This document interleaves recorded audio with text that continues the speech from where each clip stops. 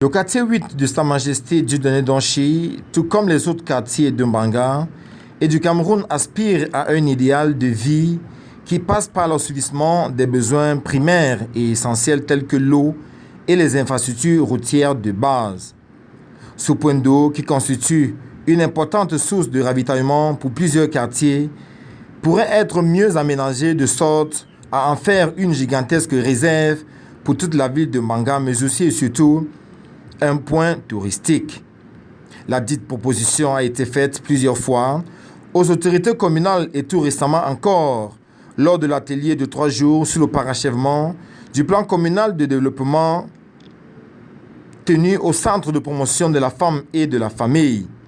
Le dit atelier, qui avait pour but de recentrer le débat sur la décentralisation et surtout le bien fondé des comités de développement dans les villages et les quartiers placés sous l'égide du COPIL, entendez comité de pilotage. À ce jour, quelques travaux d'aménagement ont été réalisés par la mairie, mais qui doivent continuer et être parachevés dans la foulée à cet endroit. Nous, population du quartier 8, nous sommes sortis ce matin massivement pour entretenir notre source naturelle que Dieu nous a donnée. Et nous profitons de cette occasion pour dire merci à notre gouvernement pour le soutien qu'il nous a apporté en aménageant un peu, comme vous voyez là. Et nous les supplions encore de nous aider à entretenir aussi la piste qui conduit à cette source-là, afin que ça soit plus accessible.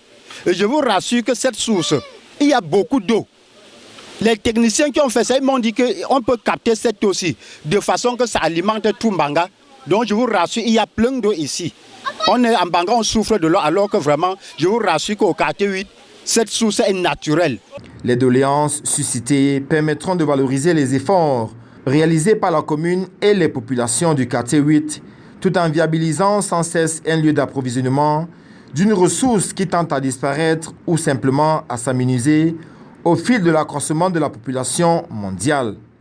De plus, cela permettra de nous éviter tous les désagréments liés aux maladies hydriques dont la diarrhée et la dysenterie, surtout en cette période de rentrée scolaire.